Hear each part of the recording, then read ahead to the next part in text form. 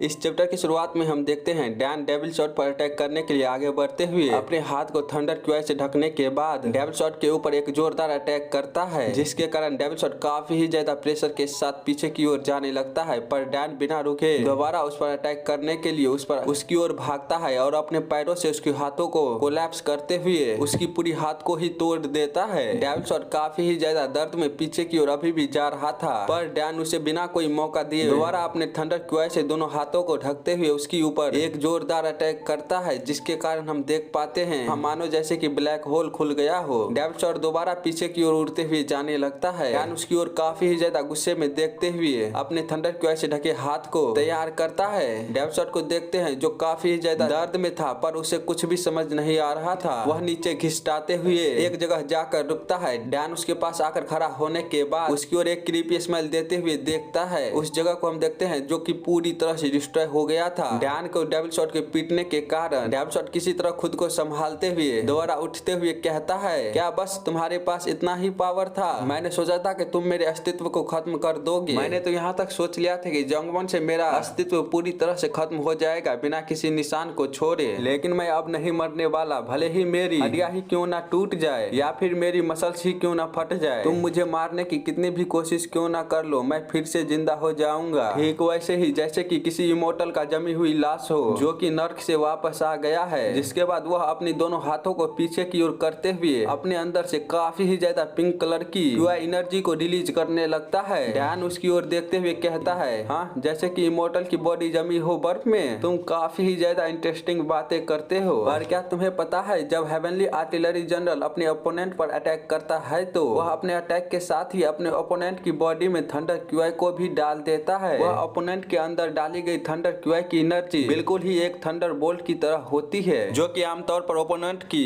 Thunder QI opponent का हड्डियों, muscles और ब्लड फ्लो को पूरी तरह से डिस्ट्रॉय कर देता है। वह जब पूरी तरह से बाहर निकल जाता है तो ओपोनेंट की बॉडी उसके बाहर निकलने के कारण पूरी तरह से डिस्ट्रॉय हो जाता है। पर खैर छोड़ो, क्या तुम्हें पता है? और फिर डैन उसी टाइम को याद करने लगता है जब उसने मेयोंग फैमिली के ऊपर एक भयानक अटैक किया होता है। वह याद करते हुए कहता है, मुझे लगता है कि कोई व्यक्ति कितना भी बुरा क्यों ना हो, ओपोनेंट के डेथ के बाद उसकी बॉडी को पूरी तरह से प्रिजर्व कर देना चाहिए। लेकिन तुम कह रहे हो कि तुम इमोर्टल की जमी हुई लाश हो, इसलिए मुझे इसके बारे में खुद को परेशान करने की जरूरत नहीं है। डेविल शॉट को देखते हैं जिसकी आंखें पूरी तरह से व्हाइट हो गया था। उसी के साथ उसको एक जोरदार थंडर क्यूआई की हिट लगता है। उस एक्सप्लोजन की पावर को देख जनरल मैनेजर और हेड के साथ हम देख पाते हैं सोंगयोन भी काफी ही ज्यादा हैरान होते हुए कहती है, यह तो इम्पॉसिबल है। डैन दोबारा उस पर अटैक करते हुए कहता है, लेकिन अगर यहाँ तक कि तुम नर्क से पुनर्जीवित कर सकते हो तो यदि तुम्हारे पास वापस लौटने के लिए कोई शरीर ना हो तो यह बेकार होगा, है ना? इतना बोलने के साथ ही हम देख पाते हैं डैन डेविल शॉट की बॉडी को पूरी तरह से कोलैप्स करता हुआ हवा में ही वेपोरेट करते हुए पूरी तरह से डिस्ट्रॉय कर देता है। उसकी बॉडी को डिस्ट्रॉय होते हुए देख दोबारा कहता है डैन, अंडरवर्ल्ड डेविल शॉट, यह